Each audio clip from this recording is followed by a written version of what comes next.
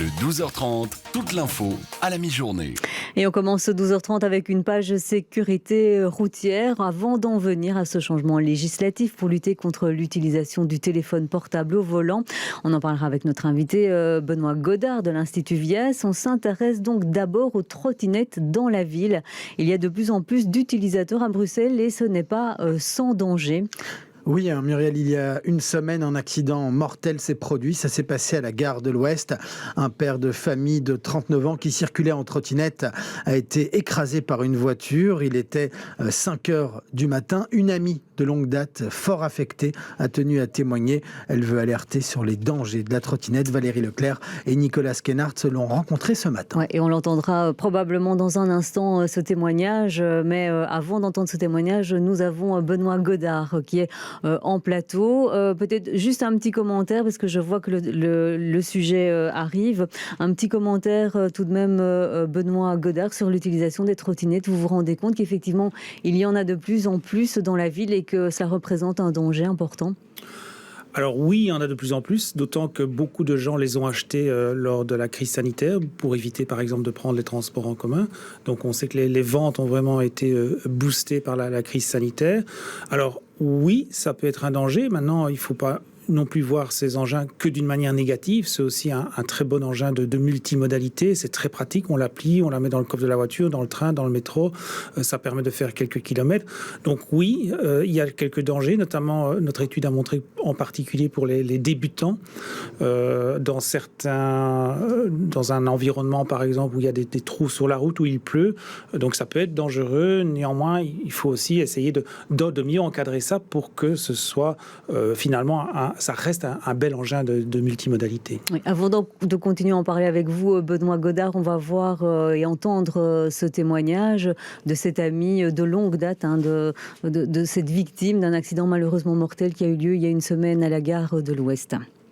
Difficile pour Natacha de revenir sur les lieux de l'accident qui a coûté la vie à son ami Fabrice la semaine passée. Ce père de famille âgé de 39 ans a été renversé par une voiture alors qu'il se déplaçait à trottinette entre la rue Nicolas-Doyen et la gare de l'Ouest. Le dossier est dans les mains du parquet de Bruxelles. La famille a reçu très peu d'informations. Fabrice aurait été percuté rue du Doyen. Est-ce qu'il a souffert? On ne sait pas. Est-ce qu'il est mort sur le coup? On ne sait pas. On veut des réponses et sa famille a droit à des réponses aussi. La jeune femme est sous le coup de l'émotion mais aussi de la colère. Elle ne comprend pas pourquoi l'usage des trottinettes n'est pas mieux encadré sur la voie publique. Donc moi je suis désolée, les trottinettes n'ont rien à faire justement sur les rues. Justement, il y a trop d'accidents, il y a des gens tués. Moi ça a tué mon ami. Donc maintenant il faut que ça cesse en fait. Voilà. Aujourd'hui elle veut surtout honorer la mémoire de son ami et se rappeler les bons moments. Un jour avant son décès, il était au téléphone avec ma cousine. La dernière fois que j'ai vu Fabrice, c'était à la fin de midi. Il fait partie de ma vie, exactement. Et c'était mon ex-petit copain quand j'avais 18 ans. Et non, c'était quelqu'un vraiment de bien. Alors que les accidents de trottinettes se multiplient à Bruxelles, Natacha espère pouvoir faire bouger les choses. Benoît Godard, on ne va peut-être pas parler précisément de cet accident-là parce qu'on n'en connaît pas vraiment les circonstances, mais je pense que vous-même, vous êtes un utilisateur régulier de trottinettes. Quels sont les conseils que l'on peut donner aux utilisateurs pour éviter l'accident ? Alors, premier conseil, c'est surtout de porter un casque. Il n'est pas obligatoire, mais on a constaté que les cas les plus graves, ce sont toujours des gens qui sont touchés à la tête, donc c'est vraiment indispensable. Deuxième conseil, être en pleine possession de ses moyens. On voit aussi, à partir d'une certaine heure, certains accidents dus à l'alcool, par exemple. Donc ça, c'est vraiment important. Et troisième conseil, c'est être particulièrement anticipatif des dangers. Là où à vélo, dans un nid de poule, sur une branche, ça passe, c'est désagréable, mais ça passe. Sur une trottinette, ça ne passe pas. Les roues sont plus petites, vous êtes plus vite à terre et donc vous devez en permanence être doublement vigilant du revêtement routier. Certaines pistes cyclables ne sont pas en bon état. À vélo, c'est pas trop un problème, enfin ça peut être un problème, mais c'est moins grave qu'en trottinette électrique. Et leur dernier conseil, c'est de ne jamais lâcher les mains du guidon. Ça peut paraître bête, mais même pour se gratter le nez, une seconde peut suffire pour être à terre. Et donc c'est un engin, surtout les caractéristiques, c'est des roues plus petites, des distances de freinage plus longues, et donc ce n'est pas la même chose qu'un vélo. Donc la vitesse est aussi importante. On sait, il y a une zone de police ici à Bruxelles pour le moment, du côté de Boisfort-Ucloderghem, qui contrôle la vitesse des trottinettes. trottinette à l'aide d'un instrument qui s'appelle un curvomètre. Est-ce que ce sera important peut-être de généraliser l'utilisation de ce genre d'appareil pour pouvoir contrôler aussi la vitesse de ces utilisateurs de manière à sensibiliser aussi là-dessus? Alors, pour les trottinettes en libre partage, il n'y a aucun problème. Elles sont de toute façon bridées. Pour la majorité des gens qui ont acheté leur trottinette, il n'y a pas de problème non plus. Alors, ce phénomène des trottinettes qui sont surpuissantes existe. Il y a certains marchands, notamment à Oudergem, Watermal, qui vendent des trottinettes qui peuvent aller jusqu'à 80-100 km/h. Ça n'a vraiment aucun sens. En ville, de toute façon, au bout de 300 mètres, vous êtes arrêté à un feu rouge, à un carrefour. Donc faire de telles vitesses, c'est très dangereux. C'est illégal, puisqu'une trottinette électrique ne peut pas dépasser par essence 25 km/h. Si vous dépassez cette vitesse, alors vous entrez dans la catégorie des cyclos, et donc un casque, une immatriculation, etc. Mais de toute façon, c'est 45 maximum. Maintenant, la question qu'on peut se poser, c'est comment est-il possible que certains marchands qui ont pignon sur rue peuvent vendre, sans avertir d'ailleurs les personnes qui en achètent, des trottinettes qui peuvent aller à de telles vitesses.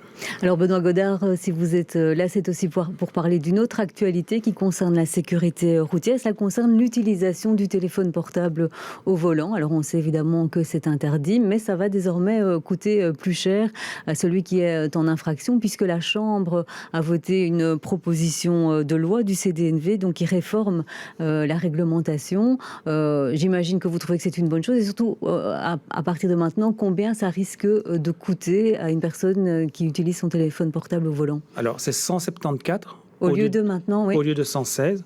Donc c'est quand même beaucoup. Maintenant, ce n'est pas nécessairement le changement le plus important. Il y a deux grands changements. C'est que, dorénavant, aujourd'hui, vous pouvez uniquement être verbalisé si vous tenez le GSM en main. Demain, vous pouvez être verbalisé si, par exemple, vous utilisez votre GSM en le déposant sur les genoux. Donc, vous ne devez plus nécessairement le tenir en main. C'est la première chose.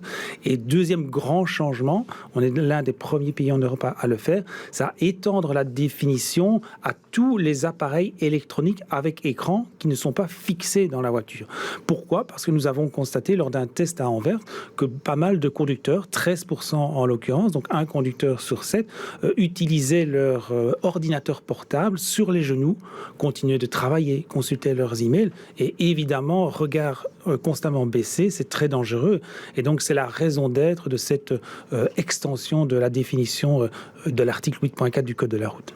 Voilà, on sait quand même que beaucoup de personnes utilisent leur téléphone portable comme GPS. C'est encore autorisé ? Oui, à partir du moment où il est sur un support fixe dans la voiture. Donc là, il n'y a pas de problème. Et donc, effectivement, vous avez dit qu'il n'y a pas que les téléphones portables qui sont visés. On utilise ce téléphone portable avec le kit main libre. Ça reste autorisé avec le système Bluetooth. Mais malgré tout, ça reste quand même quelque chose qui peut perturber le conducteur, qui peut le rendre distrait. Est-ce qu'on pourrait imaginer qu'à terme, ça soit interdit aussi simplement d'avoir un appel téléphonique ? Ça n'est pas du tout dans l'air du temps. D'ailleurs, aucun pays en Europe n'a ce genre de réglementation. Quand vous prenez une interdiction, il faut aussi qu'elle soit verbalisable. Comment voulez-vous que le policier qui est sur le bord de la route puisse voir si oui ou non vous êtes en conversation main libre? Donc ça, c'est pas possible. Faisons d'abord respecter la loi telle qu'elle va exister, on l'espère, d'ici quelques semaines. Utilisons peut-être aussi à l'avenir davantage de moyens technologiques, à savoir des caméras pour verbaliser les conducteurs, parce que chaque année, c'est quand même 50 tués, 4500 blessés dus à des accidents par un conducteur qui téléphonait au volant. Donc ça devenait un véritable fléau sur la route. On était loin de se douter, il y a 20 ans, lorsqu'on a vraiment créé cet article du Code de la route, que le GSM, aujourd'hui, deviendrait un smartphone et qu'au lieu simplement de téléphoner ou d'envoyer des SMS, on ferait toutes sortes de choses. Il faut savoir que 6% des conducteurs regardent des films sur leur smartphone en conduisant. Ça, on ne pouvait pas s'en douter il y a 20 ans. Donc, faisons d'abord respecter la loi telle qu'elle va exister dans quelques semaines avant d'aller plus loin, mais ce n'est pas du tout à l'heure du jour. Merci Benoît Godard d'avoir été notre invité ce midi.